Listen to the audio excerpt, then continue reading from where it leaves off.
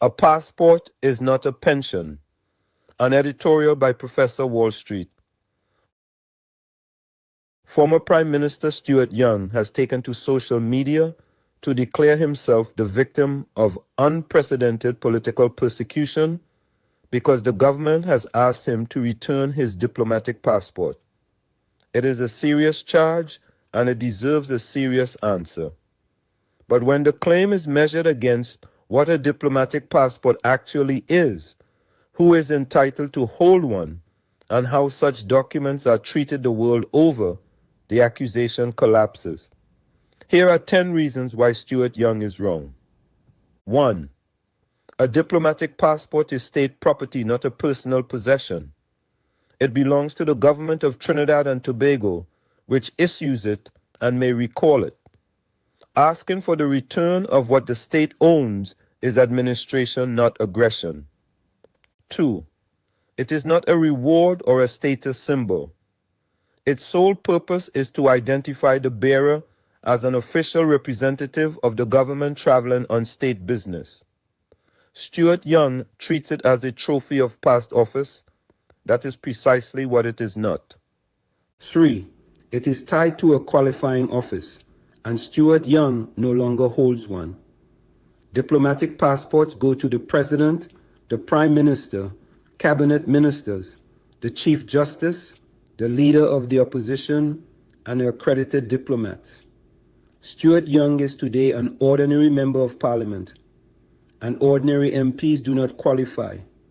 At most, his current role would warrant an official passport, not a diplomatic one. 4. There is no legal entitlement for former prime ministers to keep one. Guardian Media could find no provision in the Immigration Act, Chapter 1801, and no constitutional or statutory basis granting former prime ministers the right to retain a diplomatic passport after demitting office. A privilege without legal foundation can hardly be stripped unjustly. 5. The recall is an exercise of lawful authority. Under the Immigration Act, the power to issue, renew, or revoke passports rests exclusively with the Minister of National Security. A minister exercising a power the law expressly gives is the opposite of victimization. It is government working as designed. 6.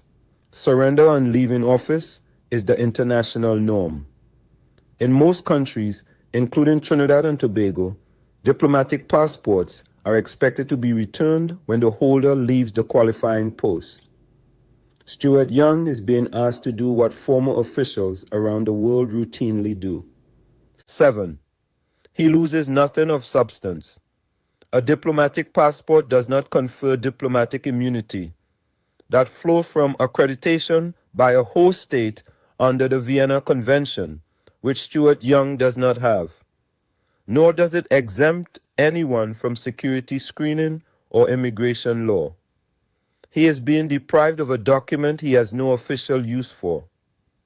8.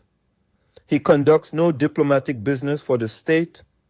The passport exists to facilitate high-level government duties, negotiations, and summits. Stuart Young represents his constituents, not the Republic abroad.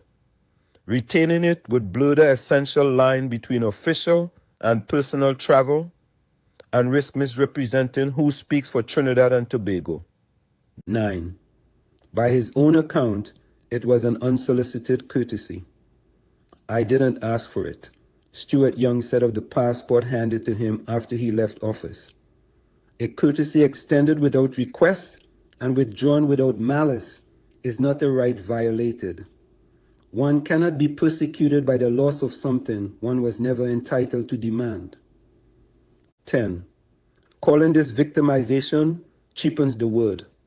Victimization means being singled out for unlawful or arbitrary punishment. Stuart Young retains his ordinary passport, his seat in Parliament, his platform, and every right of citizenship. If the recall reflects a wider tightening of diplomatic passport practice, the proper test is consistency.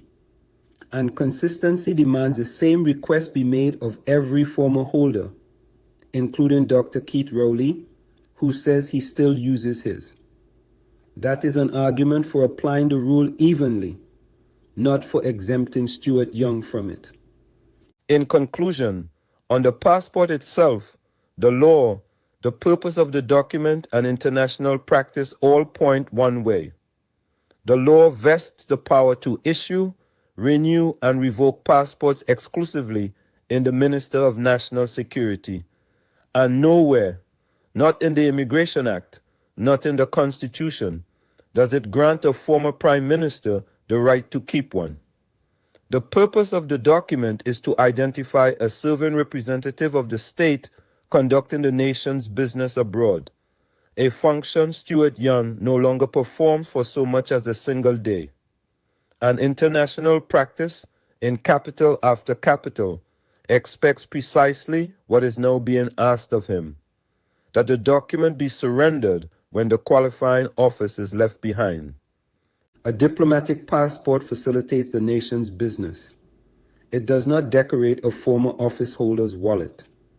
It is not a keepsake, not a perk, not a pension in booklet form.